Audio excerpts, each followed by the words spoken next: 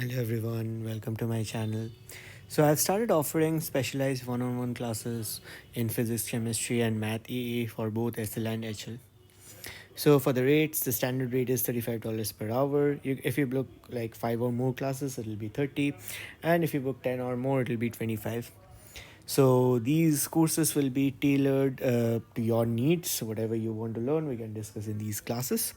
Please don't hesitate to reach out to me. You can contact me at this given email and yeah, to schedule your class. So with this, let's get started with this paper. Thank you. Hello everyone, welcome back to my channel. Today we'll be solving Math AHL Paper 2 of Time Zone 1 of the recent November 2025 exams. So let's get started with the first question. So we have a regular pentagon here inscribed in a circle with center O and radius R. This angle theta is given, and we have to find this angle theta. Now, as you have a pentagon, you can make few more triangles. So there are a total of 5 triangles in here, right? So total angle will be 5 theta around this 5 theta as so we have to measure it in radians. So 5 theta will be equal to 2 pi radians. Yeah. So we have to find theta from here. Theta would be 2 pi over 5. We'll find that using our calculator. 1.2566. So it's 1.26 radians approximately. That is A1. Now for A2, we have to find the value of R. We know arc length AB is 12. We know this arc length, yeah? And arc length is equal to r times theta, where theta has to be in radians, yeah? So r theta would be equal to arc length 12. So r will be 12 divided by theta, which is 1.26. Okay. So 12 divided by 1.26. Um, yeah, this would become 9.52 centimeters. That's the length r. And now we have to find the area of the shaded region. What we can do is we can find the area of the circle and then subtract the 5 triangles from here. And that should give us the answer. So area of each triangle,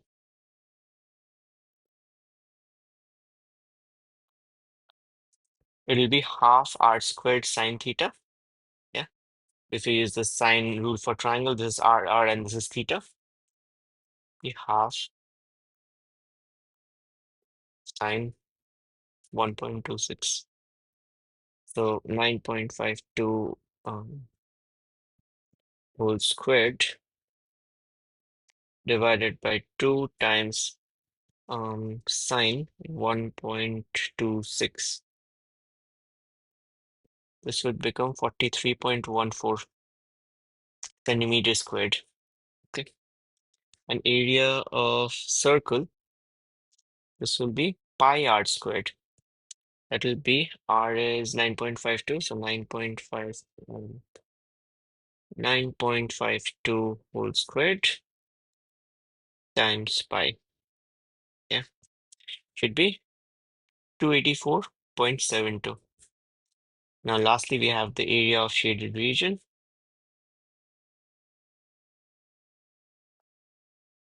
which will be area of circle minus 5 times the area of triangle.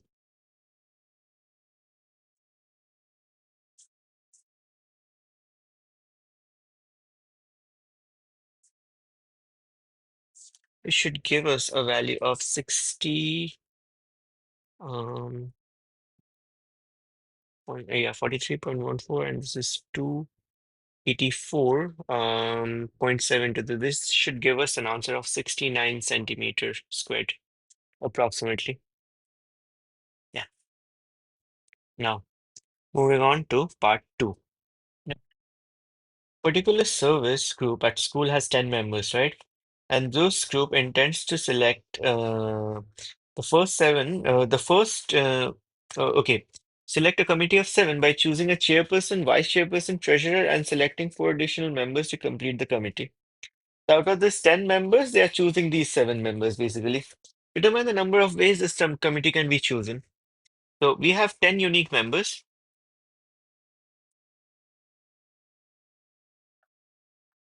Right. So the chairperson, the first chairperson, right? The person can be chosen in 10 ways. You can choose any one of the people as a chairperson, right? Once the chairperson has been chosen, you have to choose another person for the vice chairperson, right? The same one cannot, I mean, you cannot choose the chairperson as the vice chairperson, right? The vice chairperson can be chosen in 9 ways, right? And then you have a treasurer. Yeah. So treasurer will again be another unique person. So treasurer would be like, selected in 8 ways. So you're left with 7 members, and you need to choose 4 members out of these 7. Yeah. So to choose 4 more people,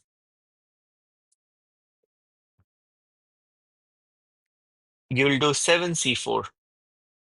Fine. So total number of ways of choosing this committee,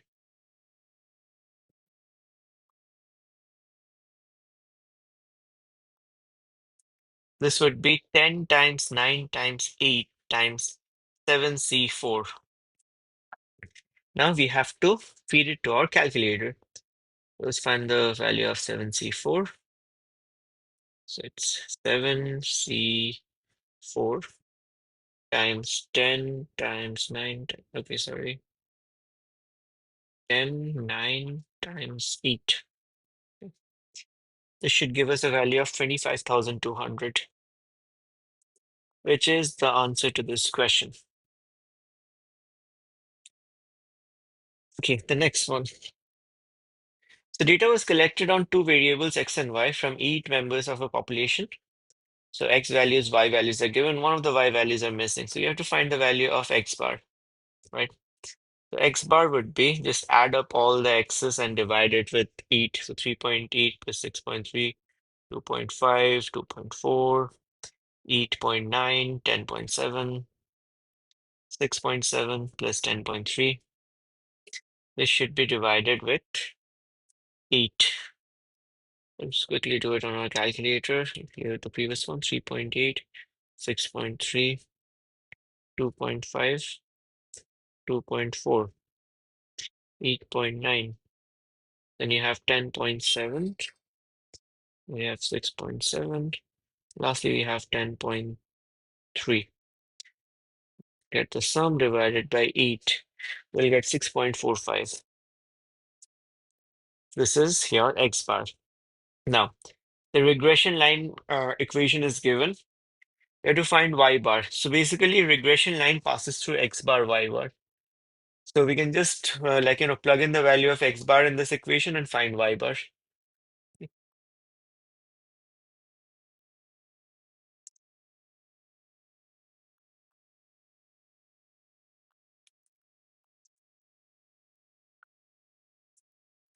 So y bar would be 0.014375 plus 2.1625 x bar.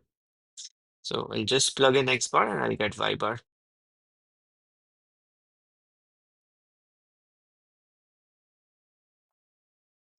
Times 6.45.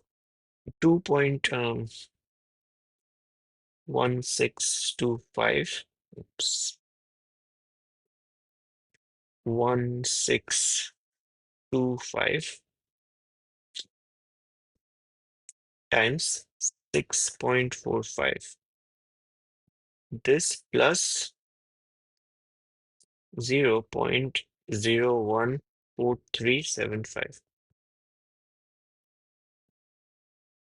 0.014375. So we got 13.9625. That's our y bar. Yeah. Now, once we have y bar, we can easily find the value of p. Yeah. So y bar would be 11.8 plus 9.7, 6.1, 4.1 plus p, 23.3, 13.7, 24.5. This divided by 8, 13.9625. Let's get the sum quickly. The sum would be 11.8 plus 9.7 plus 6.1 plus 4.1 plus 23.3, 13.7 plus 24.5. We got the sum as 93.2. So 93.2 plus P divided by 8. This would be our sum. So P would be 13.9625 times 8 minus 93.2. Okay. This 13.9625 times 8 minus 93.2. We should get 18.5.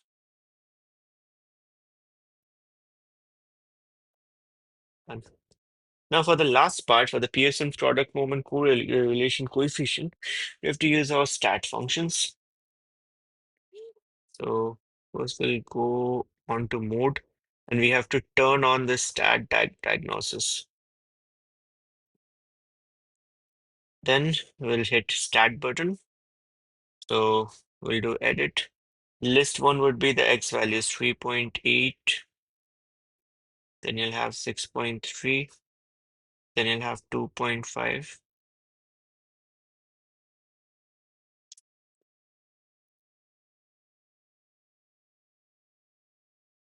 Yeah, then you have 2.4. Then you'll have 8.9. It'll be 10.7. Then there'll be 6.7. And then it'll be 10.3. Done. Now we'll do for L2, 11.8, 9.7, 6.1, 4.1. P is 18.5. Okay, got P, then it's 23.3, 13.7, and then we'll have 24.5.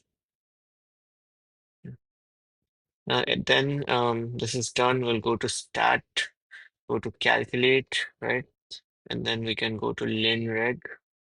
Okay, X, okay, everything is set here. And yeah, we got the Pearson correlation coefficient as 9.395, so it's 0.9540.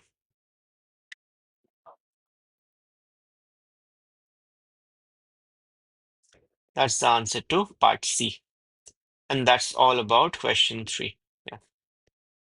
Now moving on to question 4. We have gx equals a cos bx minus 3. Right? They have given us a trigonometric function. We know the local minima, we know the local maxima. We have to find the value of a first and b. So first find the amplitude, right? To find the amplitude, we have to find the mean line. Mean line is basically the midpoint between the y, like y max and y min. So y max is 2. Okay, y min is -8. So this total distance is 10. Yeah. So the mean line will be 5 meters. I mean, 5 units down to. Okay. If it's 5 units down to, then it'll be somewhere here. This will be your mean line. If it's 5 units down to, then this will be y equals -3. So your mean line is at -3. Yeah. And from -3 to 2, this distance is 5. And this distance is also 5. Okay. So amplitude is basically 5. So A1.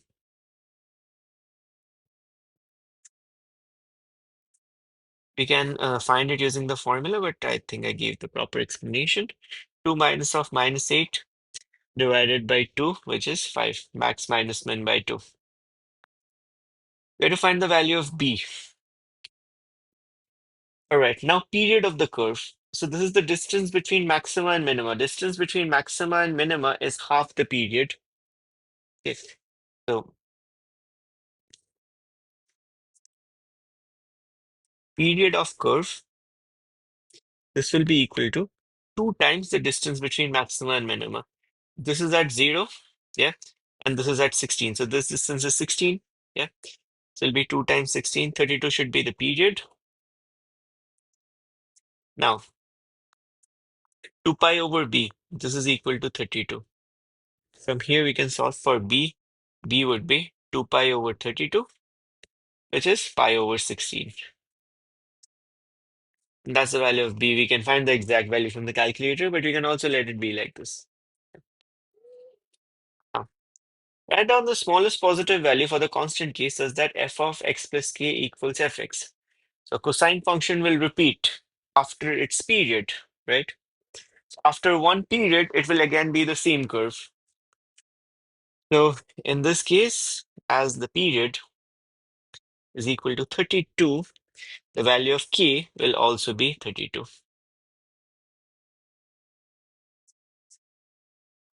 Done. Now, the function gx can also be written in the form sine bx minus q minus 3. Find the smallest positive value of q, and then we have to find the value of p. So p actually remains the same as the same amplitude, right? But we have to find q here basically. So the initial curve would be, yeah, for C1. Initially, the curve is minus 5 cos b is pi over 16 x minus 3. This is the initial curve, right? Because amplitude is 5. It's cos is starting, like generally cos starts from the positive top, right? Starting from negative, so that's 5. It's a negative cos curve. And then we have shifted it 3 units down. That's why this is our cos curve. Now for the sine curve, I know the value of p. P is basically 5. It's the same as the amplitude. Okay. So 5 sine I over 16 x minus q minus 3 because it has also been shifted 3 units down. Okay. So cancel this negative 3. After canceling the negative 3, we can also cancel the 5 on both sides. So minus cos I by 16x will be equal to 9 I over 16 x minus q. Right. Now we can use a trigonometric identities to solve this. So basically we know that sine theta minus pi by 2 is equal to negative cos theta. Okay. So if you see here, you have sine theta minus q times pi by 16, right? This is equal to minus cos theta. So guess what? From here I can say q times pi over 16, right? This is equal to pi over 2. Either you can do this or you can do one thing. You can say that this like equate the sine parts, right? So I over 16 um, x minus pi by 2.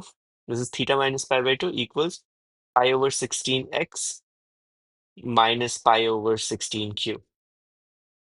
Okay, it's just the same thing. So this part will cancel out. Negatives cancel out. So basically pi over 16q would be equal to pi over 2. From here, you'll get q as 8. And that's the answer to C1. For C2, simple, we have to find the value of P. P will be the same. So for C2, P will be equal to 5 as amplitude remains the same.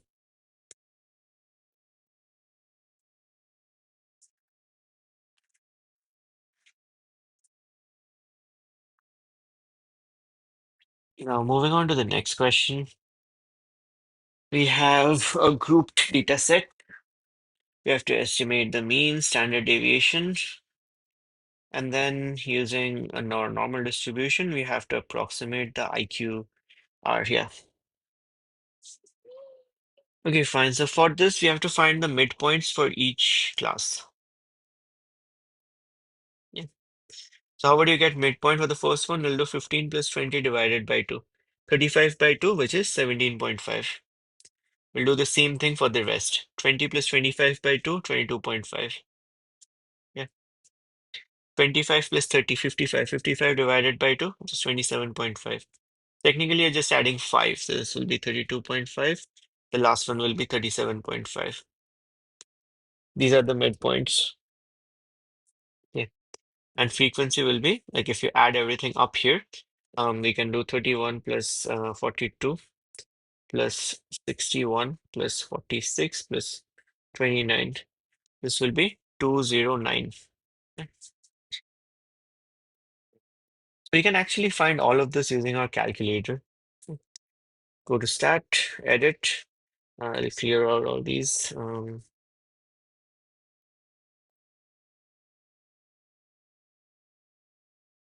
Wait.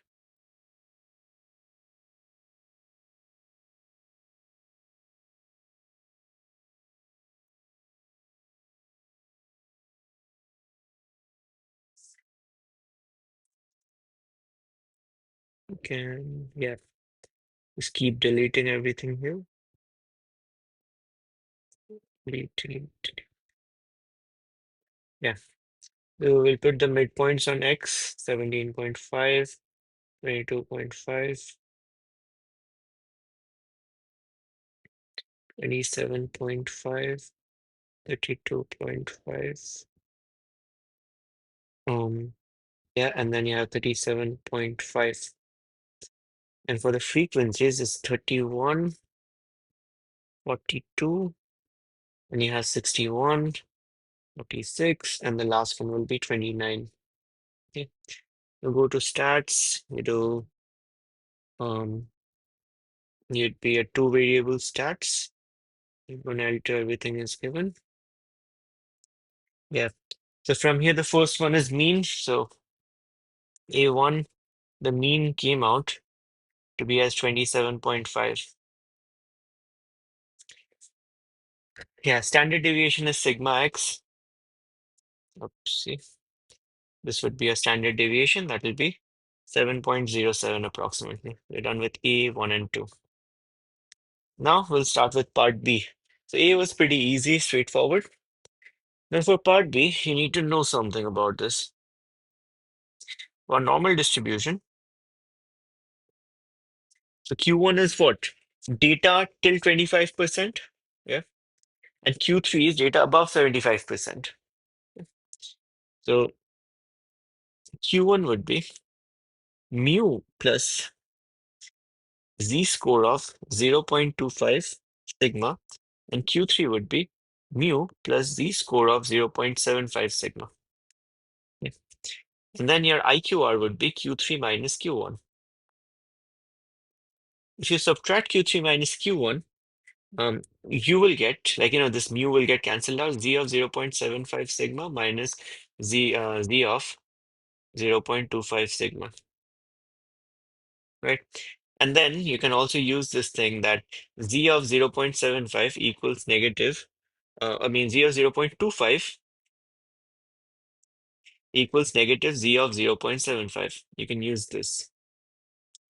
If you use this concept here, it'll become z of 0.75 sigma plus z of 0.75 sigma. So it's 2z of 0.75 times the standard deviation sigma. Now we can use the inverse normal distribution to find z of 0.75. So distribution, inverse normal, area is 0.75. Mu is 0. So remember to keep the tail to the left, because that's how z-scores are defined. We will get the z-score as 0.6745 approximately, and sigma is 7.07. So this times 2 times 7.07. This would give us 9.537. So approximating by a normal distribution, the IQR would be 9.537, and that's the answer to question 5. Yeah. Now moving on to question 6. We have an infinite series. We have to find S infinity. Okay, this looks like a geometric sequence to me. Yeah. First term is 53 by 1000 times 1 by 100 to the power of 0, because it starts with 0. If you check here, it's k equals 0. So as it starts off with 0, it's 1 by 100 to the power of 0. I won't have to write that. It'll be like this. It'll be 53 over 1000 times 1 by 100 squared. This will go on up to infinity. So the first term is 53 over 1000, and the common ratio would be 1 over 100. So S infinity will be U1 divided by 1 minus R. 53 over 1000 divided by 1 minus 1 by 100. Denominator will be 99 over 100, so you can write it as 100 over 99 as it's divided. It should give you 53 over 990.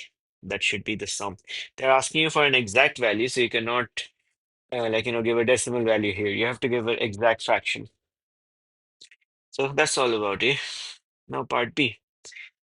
You have 0.253 represents this repeating decimal, right? So we have to write this as a fraction so the numerator and denominator have no common factors. 0.253 recurring can be written as 0.20 plus 0.053, 0.00053, then you have 0.1234553, right? So if you check this, this is just 53 over 1000. This is 53 over 1000 times a 1 by 100. And it says 53 over 1000 times 1 by 100 whole squared. And so on. It keeps going on. Right.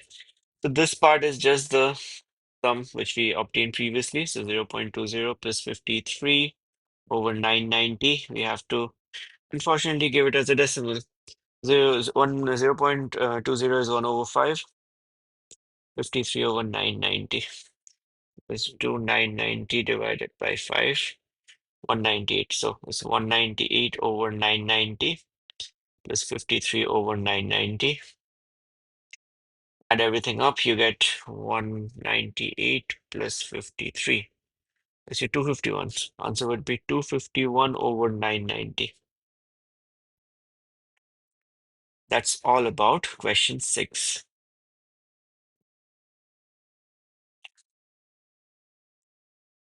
Now we have question 7. Two machines are used in a factory to manufacture semiconductors. Machine A manufactures defective semiconductors 10% of the times, while machine B manufactures defective semiconductors 5% of the time. So one of the machines will be randomly selected, yeah, and that machine would manufacture 10 semiconductors. So you're choosing one machine, and that machine will be conducting 10 of them, right? So both machines are equally likely to be selected. So probability of selecting a machine is like 0.5. But to find the probability that exactly two semiconductors are defective, right? So for part A, probability that a semiconductor is defective in machine A is 0.10. Probability of B is 0.05. 5%. Yeah. Probability of choosing a machine is 1 over 2.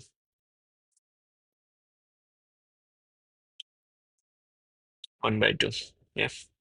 And then you have n equals 10 semiconductors.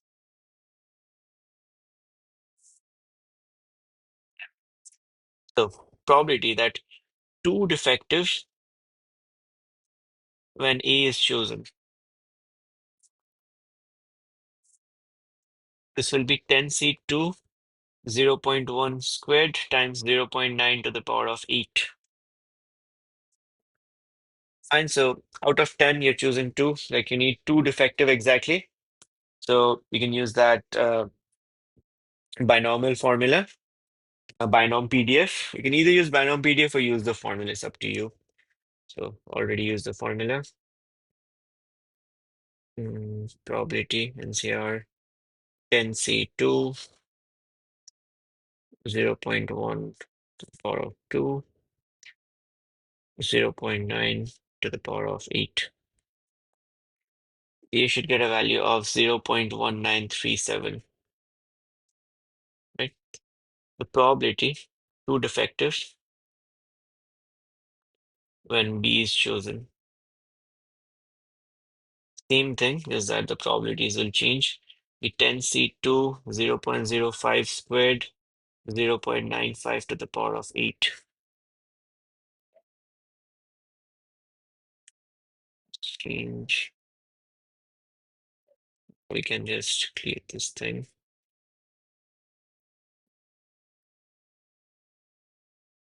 NC2, 0.05 squared, 0.95 to the power of 8. So we will get a probability of 0.07463 approximately. Now we can draw a tree diagram. Probability of choosing A is 1 over 2. Probability of choosing B is 1 over 2. Probability of getting 2 defective exactly.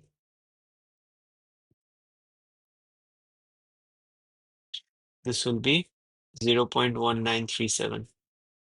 And this will be, again, 2 defective exactly. 0.07463. Right, so total probability that 2 of them are defective. So we have just like 2 branches, so just add them up. So 1 by 2 times 0.1937 plus 1 by 2 times 0.07463. 0.1937 plus 0.07463.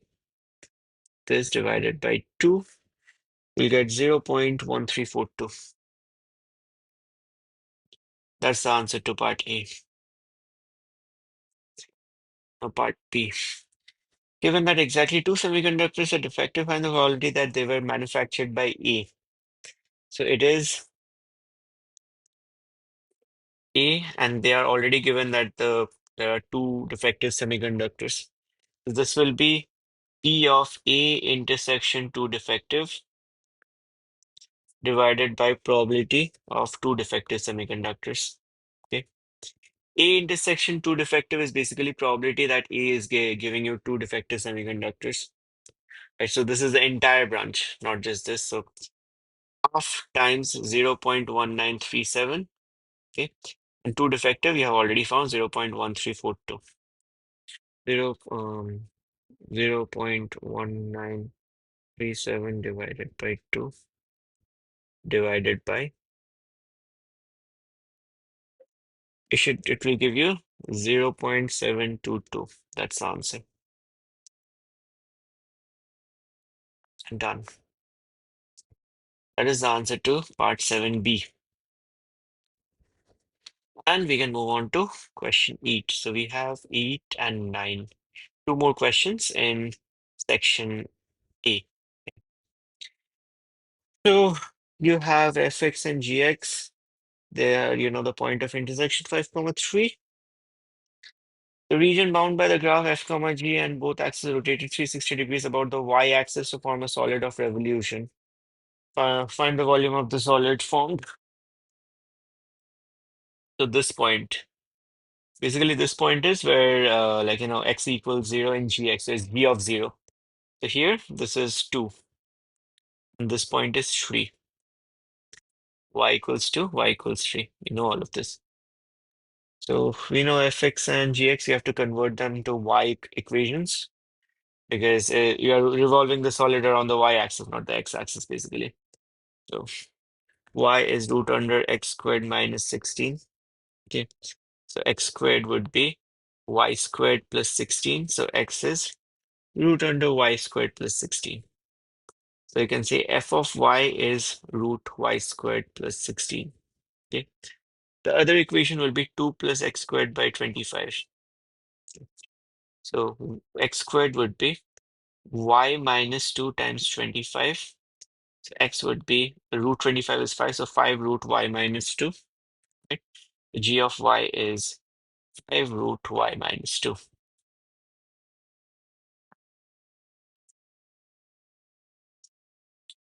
We got the fy and gy expressions. The volume. So from 0 to 2, we are just rotating fx, right? I mean, yeah, this fy expression. So integral 0 to 2, I mean, pi f of y whole squared, that is y squared plus 16 dy, okay, plus pi, in this case, from 3 to 2. I mean, 2 to 3, it will be fy squared, y squared plus 16, minus gy squared, which is 25 times y minus 2. You just have to simplify this and we'll be done. It will be y cubed by 3 plus 16y. And here, if we simplify this, we'll get it as y squared minus 25y plus 66 dy. So here the first part integration is nearly done. It's 8 over 3 plus 32. If you place 0, everything becomes 0. And then this one, the integral will be y cubed by 3 minus 25y squared by 2 plus 66y integrated between 3 and 2. So this will be 32 times 3 is 96. 96 plus 8 is 104. So it's 104 over 3 plus this side. This will now become interesting.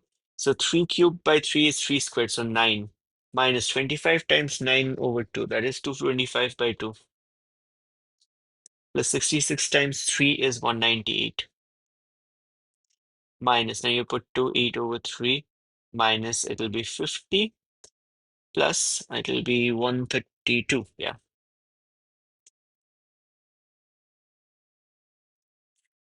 So if you simplify the first part and open this bracket, 207 minus 225 by 2, and this will be minus 8 over 3 plus 50 minus 132, so it's minus 82.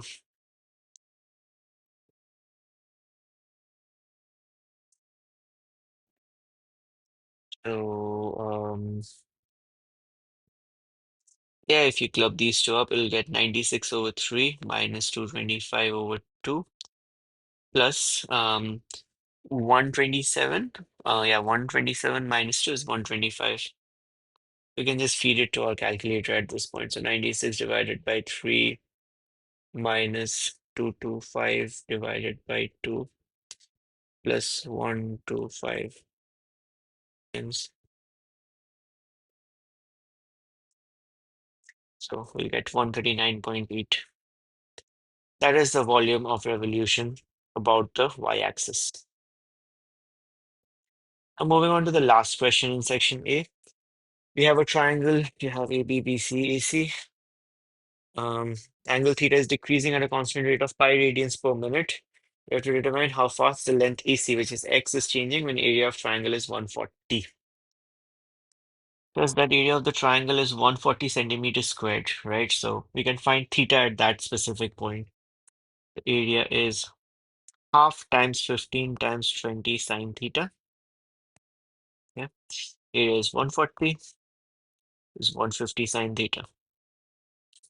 The sine theta would be 14 over 15. And theta would, and basically we don't need to find theta actually. We just need to find cos theta because next we have to use cosine formula to establish a relationship between theta and x. Yeah. So cosine theta, this would be root under 1 minus 14 over 15 whole squared. Okay. So it'll be 15 squared minus 14 squared. Root this basically root 29 over 15. This is cosine theta. Now, if I find the formula of cosine theta using the cosine formula, right? So it'll be 15 squared plus 20 squared minus x squared divided by 2 times 15 times 20. Yeah. The cosine theta at this specific point is, it's 29 over root 29 over 15, right? Or basically first let's simplify this thing. The cosine theta 15 squared plus 20 squared. plus the numerator is 625. Denominator is like 30 times 20, which is 600. So 600 cosine theta minus 625 is negative x squared. So x squared would be 625 minus 600 cos theta. Fine. So from here we can find the length of x. Okay. So x would be root under 625 minus 600. Cosine theta becomes, cosine theta, we know the value, it's root 29 over 15. Okay. Just write it like this. 625 minus 600 root 29 over 15. Okay, we can find this value 600 divided by 15 times root 29 times it with negative 1 plus 625. Then we have to take root of this value. So x is 20.24 approximately. So x is 20.24 when theta is at this given value of theta. And now I think I need a little bit of a page. So how fast length AC is changing? So you have to find dx over dt. That's what you need to find here. So we know this expression. We can take the derivative of this. So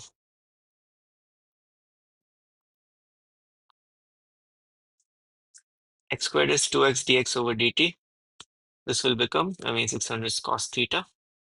Derivative of cos theta is negative sine theta d theta over dt. So 600 sine theta d theta over dt. X is 20.24 dx over dt. 600 sine theta, we already have the value 14 over 15. And d theta by dt is given in the question, pi over 60. This is d theta, but it's negative pi over 60 actually. Yeah.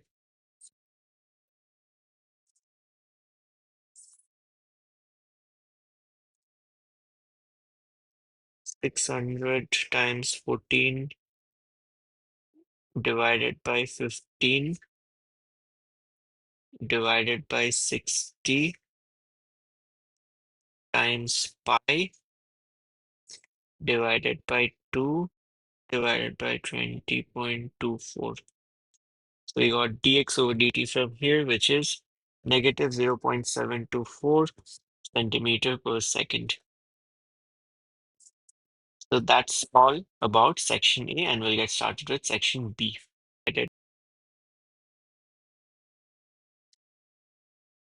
B. We have an airplane that lands on a runway 100 meters in front of a stationary car. In that instant, the airplane lands, the car begins to travel in the same direction towards the aeroplane.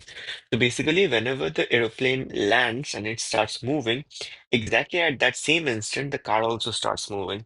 So you can say the aeroplane and the car starts moving at the same time instant, yeah, on the ground. So you have the equation here.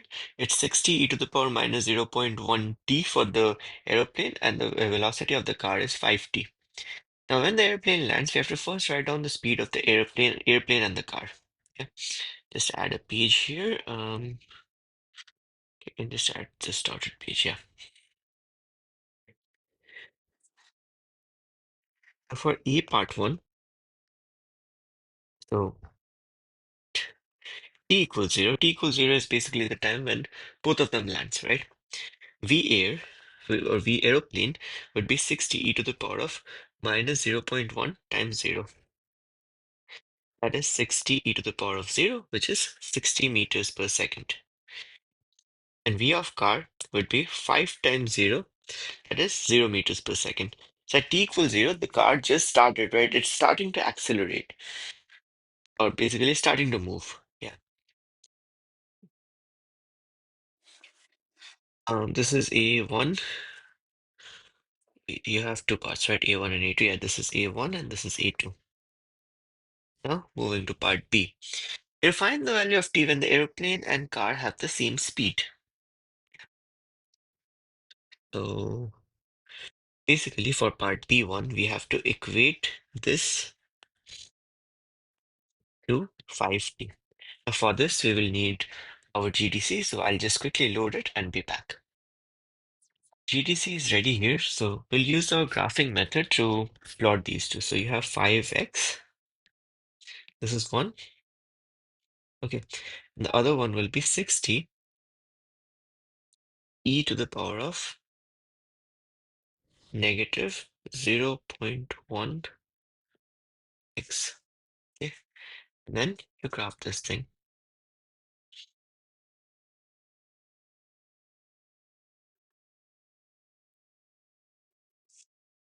Let's wait for the graph to load. Maybe we have to change the axis a little bit. Okay, for the window function, it's from minus 10 to 10. Maybe I have to change the y values because we don't need negative values of x. You can make it 0 because x is time. And y, we also don't need negative values. You can just put a bigger value and then generate the graph.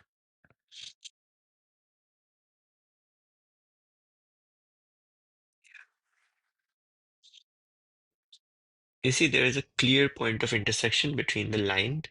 So this red line is 60 to the power minus 0.1t, and the blue line is 5t. Yeah. So we can use our calculate function to find the intersection. Okay. This one is the first curve, this one is the second curve. And this point would be our guess. Yeah, so intersection is at t equals 0.6, I mean, not 0 6.356 seconds. That is the answer to B part 1. Now we have to find the speed at this time, right? Speed is basically your y coordinate. Yeah. So speed would be equal to 31.78 meters per second approximately. Yeah. Now we'll move on to part C. At if d equals 0 equals 100, find dt. Right? dt represents the distance in meters between the car and the back of the airplane, right? So d of 0 is 100. So initially the distance between the car and the back of the airplane is 100. We have to find distance at time t. Okay. So basically, the derivative of the distance between the car and airplane is equal to velocity of the airplane minus the velocity of the car. The distance, you can write it as integral of velocity of airplane minus velocity of car times dt.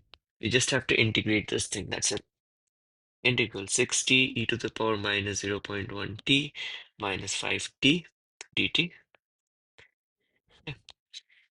So distance d at time t would be 60 e to the power minus 0.1 t divided by negative 0.1 minus 5t squared by 2 plus c. Yeah. So dt would be negative 600 e to the power minus 0.1 t minus 5 by 2t squared. Let's see. At t equals 0, basically d of 0 is 100, right? At t equals 0, dt would be 100, yeah? So 100 would be, e to the power 0 is 1, so minus 600. This will go away, plus c. From here, you get c as 700. So the expression for the distance would be 700 minus 600 e to the power minus 0.1 t minus 5 over 2 t squared. That's the answer to part C. Now I think I would need another page. Page here. Right. Let's find how long it takes the car to reach the back of the airplane. Yeah. So the car would reach the back of the airplane when the distance becomes 0. So I can say when the car reaches the back of the airplane,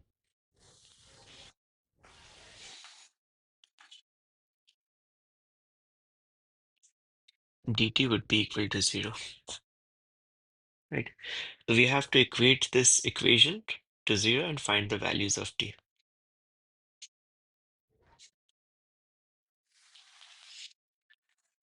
Now again, you can use the graphing method basically.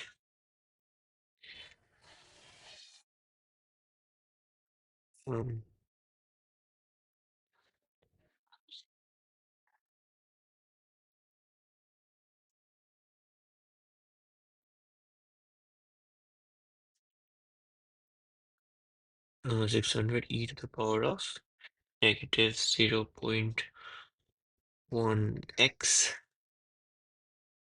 minus 2.5x squared. We just need to graph it and find the value of t.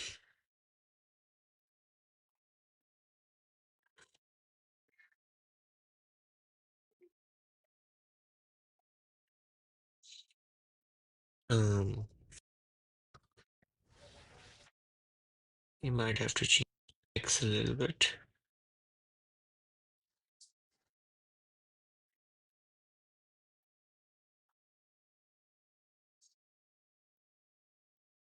Yeah, we could definitely see an intersection. So I'll just make y instead of 0, I'll just make it negative 5. And so I could locate the point of this root.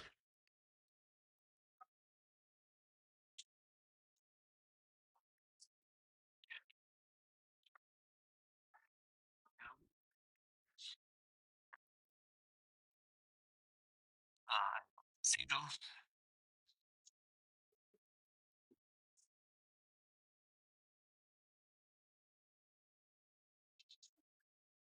Left. Here we'll have the left bound. Right bound would be here. Guess what? Whatever the guess is. Root is at 15.05. So t is 15.06 seconds approximately. At this time, basically, the car and the aeroplane will be together. Okay, there won't be any distance between them. And the distance traveled by car when it reaches the back of the aeroplane. Okay, we have to find the distance of the car, which is integral of 0 to this time 15.06 times the velocity. 5t dt. Okay, there's a total displacement. So 5t squared by 2 from 0 to 15.06. We get 5 over 2, 15.06 whole squared. I'll just, it's 2.5 times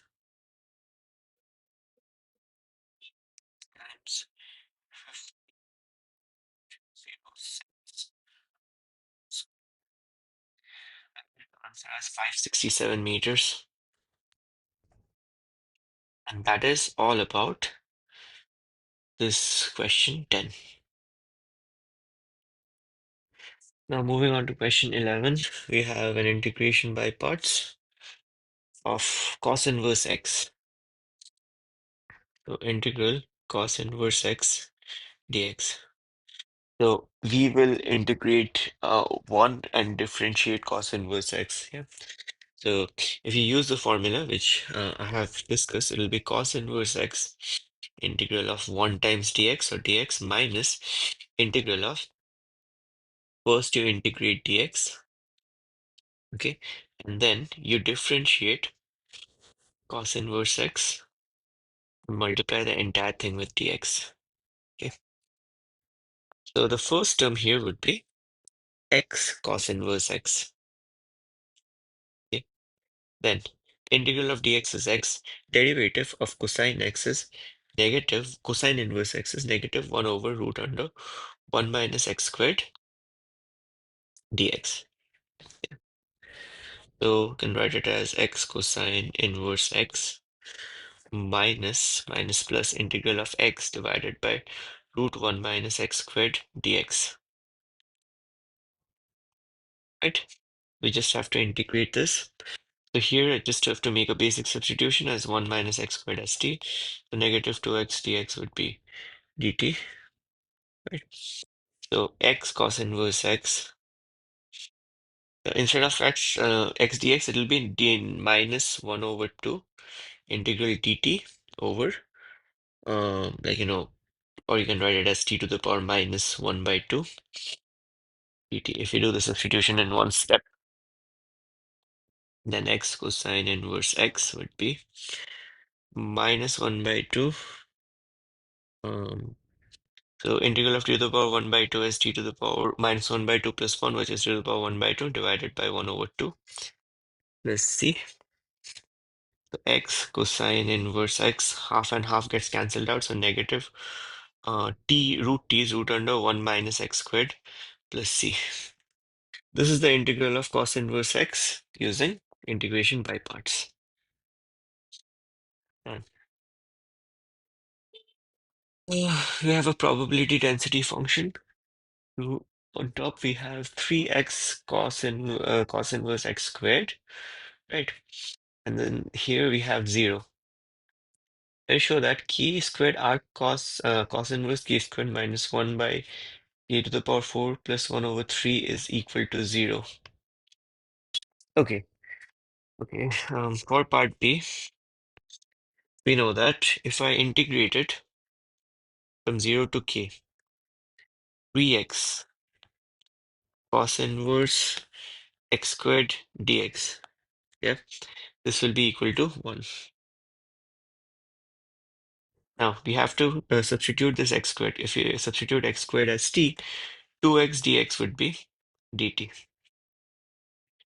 So x dx becomes dt over 2. So it becomes 3 over 2 integral. So when x is equal to 0, t is 0. When x is equal to k, t is k squared. Cos inverse t dt, this would be equal to 1. The page here, 3 over 2. Now cos inverse t dt, I already know this expression. It will be t cos inverse t minus root 1 minus t squared. Okay, integrated from 0 to k squared. This would be equal to 1. So we can shift this 2 over 2 over 3, 3 over 2 to the other side. It will become k squared cos inverse k squared minus root under 1 minus k to the power of 4 minus, if you place 0, 0 times cos inverse 0 is 0, minus root under 1, minus root 1 is 1. And basically minus of 1 equal to 2 over 3. K squared cos inverse k squared minus root 1 minus k to the power 4 plus 1 minus 2 over 3 is 0. From here we can say k squared cos inverse k squared minus root 1 minus k to the power 4 plus 1 over 3 is 0. Just have to check whether it matches. K squared cos inverse k squared minus root under 1 minus k to the power 4 plus 1 over 3 is 0. Exactly matches with our expression.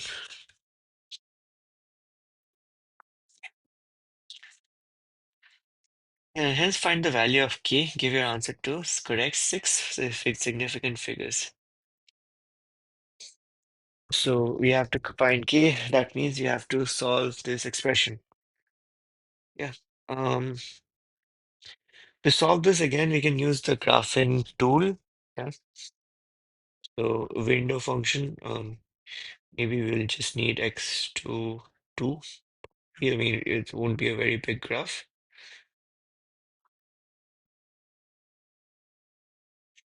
Just make it from -5 to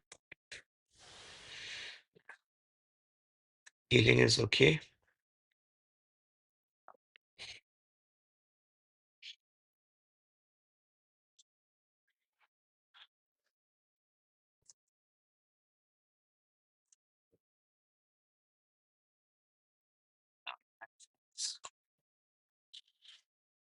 Cosine inverse x squared.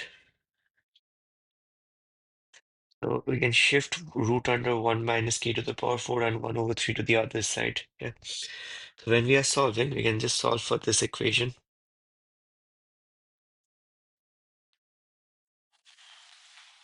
Okay.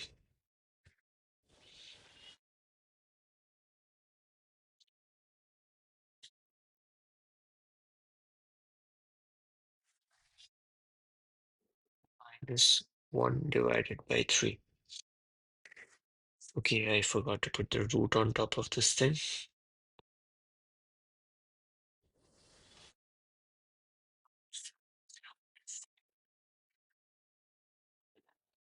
One over 3. If I graph this, I think you would get the point of intersection. Yeah, there is one point of intersection clearly. So we change the window function a little bit. Y min can be 0, Y max can be 1. This should give us a better view of the graph.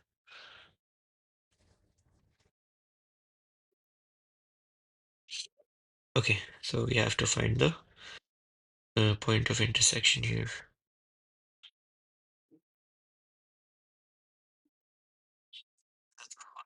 This is the second curve. It would be our guess.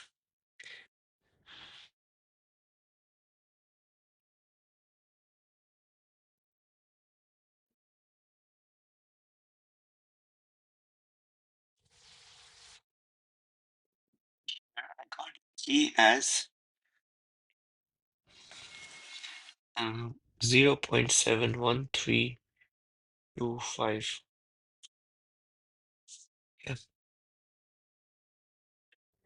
there's 6 significant figures, so I need one more. This graph is giving me 3. Let's try solving it through our numeric solver. It'll be like, yeah, x squared cos inverse x minus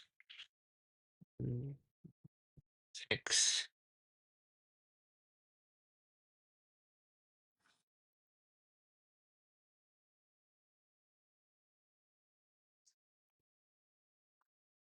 power of 4 to the power of 0.5 plus 1 over 3. Okay, and E2 would be 0. It says 0.7132499. So it's 0.71325. This would be your 6 significant figures. Okay, so we are done with B1 and B2. Now we have to find expected value and variance.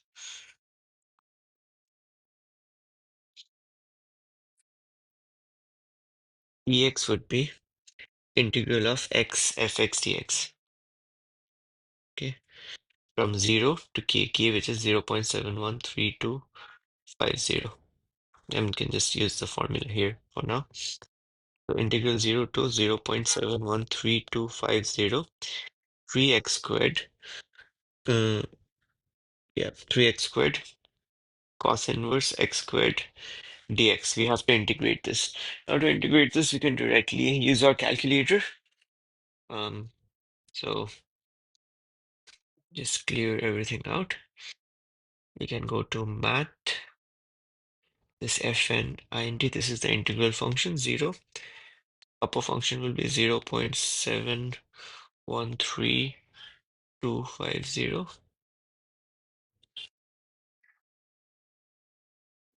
3 x squared cos inverse x squared dx.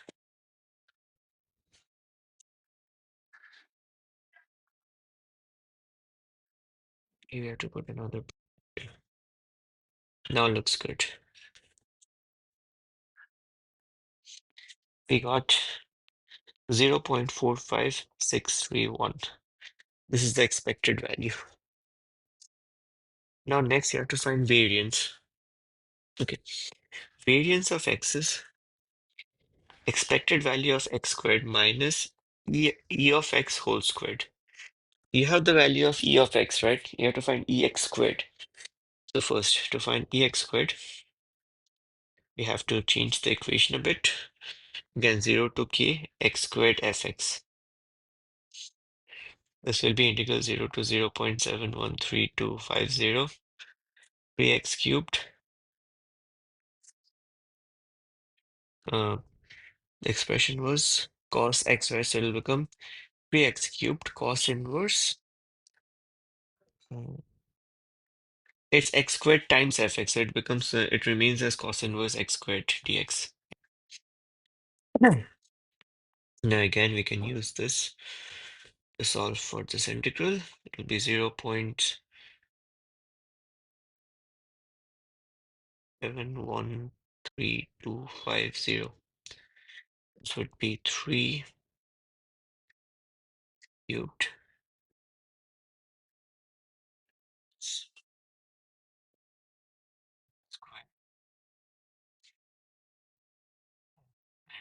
x. Got this as 0.2372 approximately.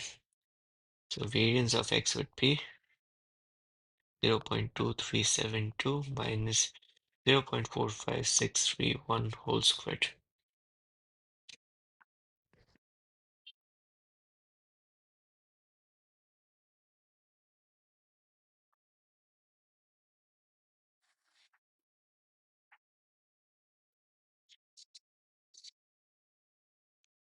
So our variance would be 0.02898. That would be the answer to C2. C1 and C2 done. So you have the value of mu and you have the value of mu plus sigma.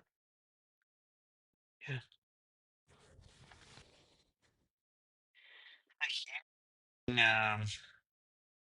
You can directly use the property of a normal curve, right? In between mu minus sigma and mu plus sigma, the area is 0.628. Or can maybe work it out.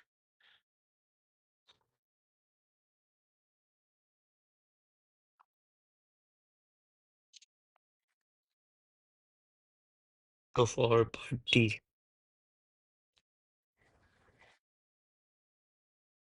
Ex is your mu, right? So mu is 0.45631.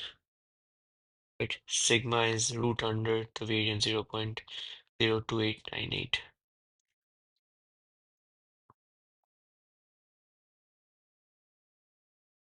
0.1702. So P mu minus sigma less than x less than mu plus sigma. Integral mu plus sigma, mu minus sigma, mu plus, yeah, x dx.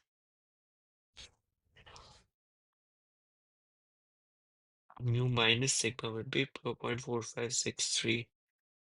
Ignore the 1 minus 0.1702.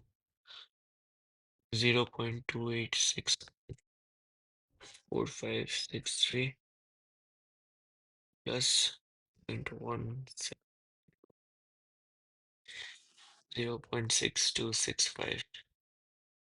Fx would be 3x cos inverse x squared dx. So again, we can use the integration function here. 0.2861 will be 0.6265.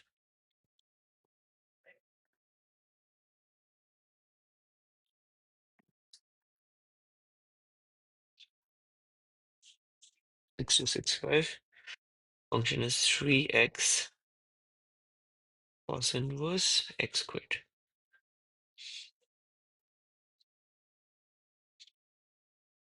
Dx. So we got 0.6198. 0.619, we can approximate it to 0.62.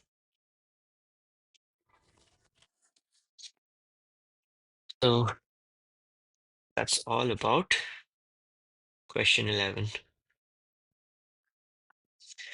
Moving on to question 12, we have a vector problem here. We have equation of two lines L1 and L2.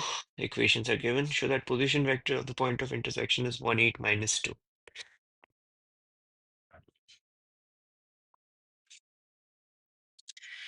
For part A, let's just write both the vectors in, both the lines in vector form.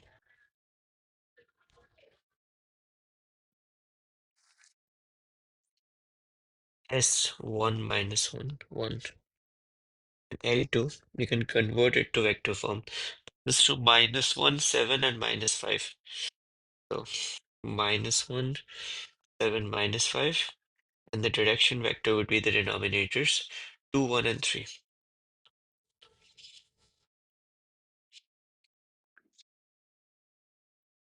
So point of intersection, these equations will be equal.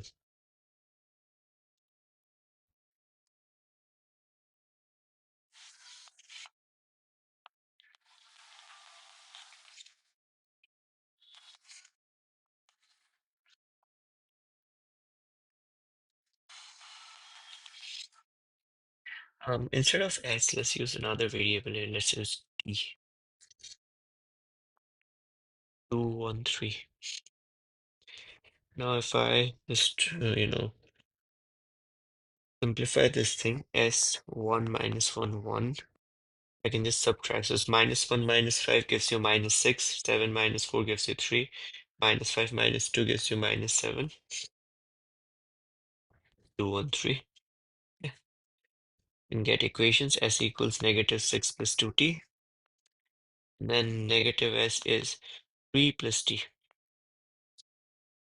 If you just add these two up, this becomes 0. This becomes negative 3. This becomes 3t. If you solve it, you get t as 1. Then make we can put t as 1 in any one of the equations. We'll get s. So s would be negative 6 plus 2, which is negative 4. So s is minus 4, t is 1. And to find the point of intersection, just place the value of t in the second equation. We'll get easier calculations.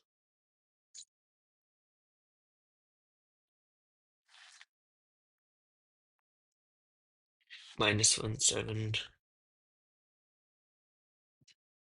minus 5, plus it's 1, so 2, 1, 3. We should get 1, 8, and minus 2.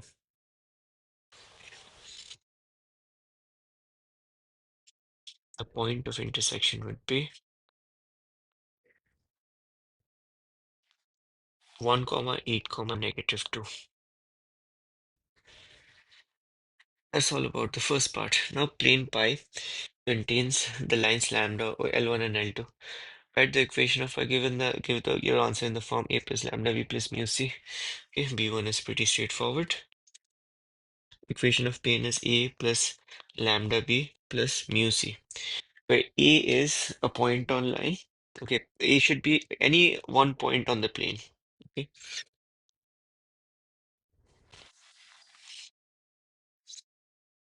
b and c are two vectors on the plane.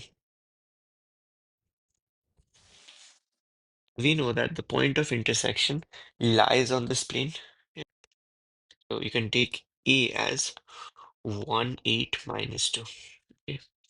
B would be the direction vector of any one of the lines. So 1 minus 1, 1, we can make it B. And C is the other direction vector, which is 2, 1, 3. And if you plug it in, R would be 1, 8, minus 2 plus lambda 1 minus 1, 1 plus mu 2, 1, 3. That is the equation of the plane in this specific format. Now they have given us B cross C as minus 4, minus 1, and 3. How to find the Cartesian equation of lambda? Yeah.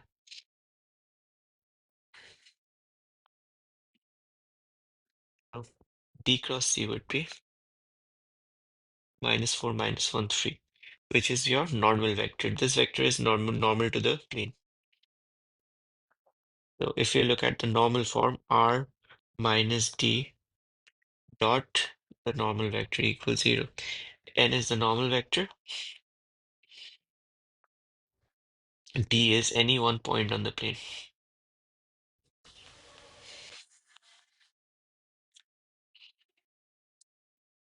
R minus D. X minus 1, Y plus 8, Z minus 2. Dot N is -4, -1, 3. This would be 0. -4 times X minus 1, -1 times Y plus 8, plus 3 times Z minus 2 is 0.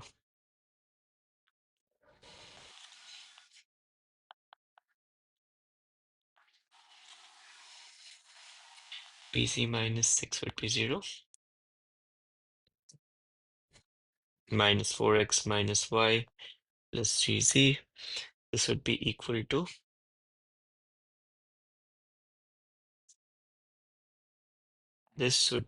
to, I think, 6 and 8, 14 plus 4 is -10, which becomes 10. Small calculation here, this would be Y minus 8. Okay.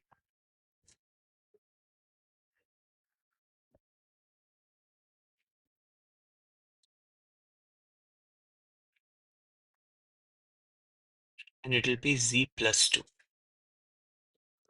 So there will be a few changes here. It will be plus 8 plus 6.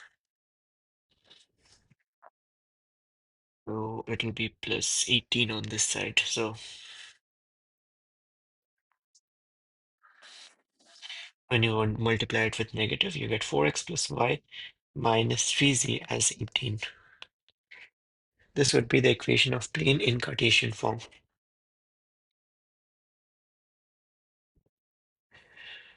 Okay, we are done with B, 1, 2, and A. Next, the plane intersect coordinate axes as these P, Q, and R. Find the value of Q and R. So C1, Q would be 0, Q, 0. So 4 times 0 plus Q minus 3 times 0 equals 18. So Q would be 18. And then R is 0, 0, small r. 4 times 0 plus 0 minus 3 times r is equal to 18. So we get r as -6 from here.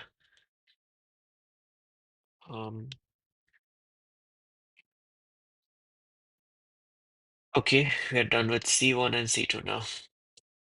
Also done. Okay, we have to use a vector method to find the area of triangle PQR. So for part B, P is 4.5, 0, 0. Q is 0, 18, 0. And you have R, which is 0, 0, -6. So if I look at the triangle, it would kind of look like this: P, Q, and R. I need the PQ vectors. I mean vectors of any two sides. So PQ would be like point Q minus point P. This -4.5, 18, 0. And vector PR, which is point R minus point P, final minus initial point, -4.5, 0, and -6. Then to find area, we have to find the cross product. Times PR. This is the general cross product rule. -4.5, 18, 0, -4.5, 0, -6. This would be I times 18 times -6 minus 0 minus G times -4.5 times -6 minus 0 times -4.5. And then K would be -4.5 times 0 minus 18 times -4.5.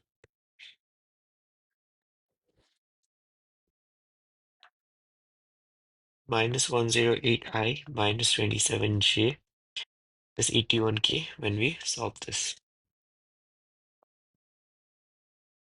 So area would be half of the magnitude of PQ plus PR. Okay. So half root under negative 108 whole squared plus negative 27 whole squared equal 1 squared. So 108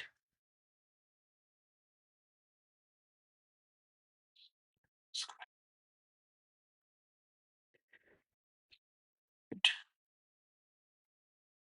81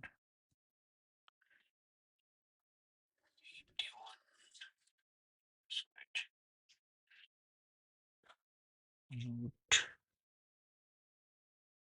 this times 0.5. It should give us directly 68.84 approximately. So we are done with part D. Three more parts.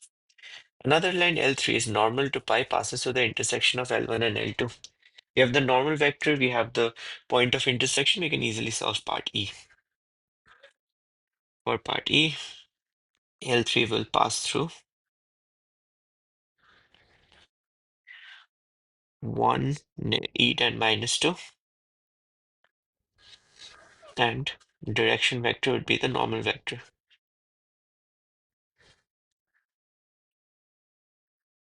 Minus 1, 3. The vector R3 would be 1, 8, minus 2 plus R minus 4, minus 1, 3. Okay. That is part E. Given that point, okay, we need to find gamma actually. So yeah, it's gamma. Okay. So yeah, given a point that lies on L3, we have to find the value of gamma. Okay. F minus 11, 5, 7, 1, 8, minus 2 is gamma, minus 4, minus 1, 3. Gamma minus 4, minus 1, 3. This will be equal to minus 12, minus 3, and then it's 9. So minus 4 gamma will be equal to minus 12, gamma is equal to 3. If I check the second one, minus gamma equals minus 3, so gamma would be 3. In both cases, we are getting gamma is 3, so gamma is actually equal to 3. That's answer to part F. Now the last part of this question. Let's find the volume of pyramid PQRS. Okay, PQR is the base, S is the height. To find the area of this pyramid, yeah, so okay, if I just draw it out, it would kind of look like this. Um, so this is the base, triangular base,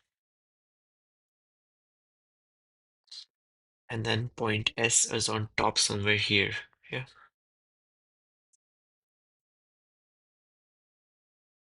you connect these three, you get the, yeah, it looks pretty weird, but I try fixing it.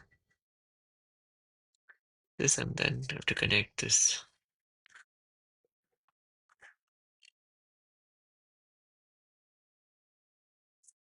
Whatever. This should be our pyramid, yeah. So basically, to find the volume of pyramid, we should do 1/3 base area times the height of the pyramid. Now we know L3 is normal to the PQR plane. Yeah. So this will cut the PQR plane at 90 degrees. Right? So wherever L3 actually cuts this plane,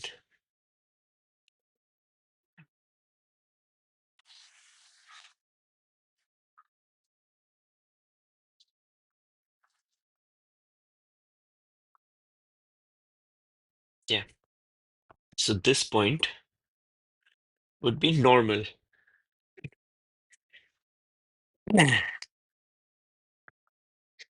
So yeah, and you know that this point actually, like the point of intersection lies here. The coordinates of O would be the point of intersection 1, 8, minus 2. Right? And this is S.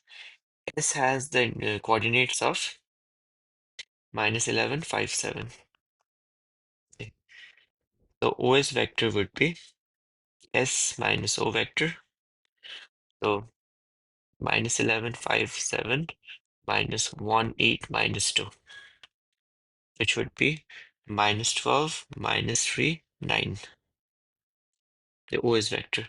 And we need the magnitude of this vector to get the height of this uh, pyramid, basically, which is root under -12 squared plus -3 squared plus 9 squared. Yeah,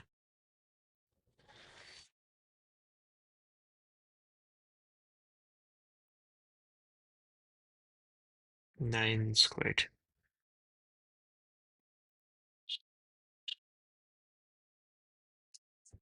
It's 15.30.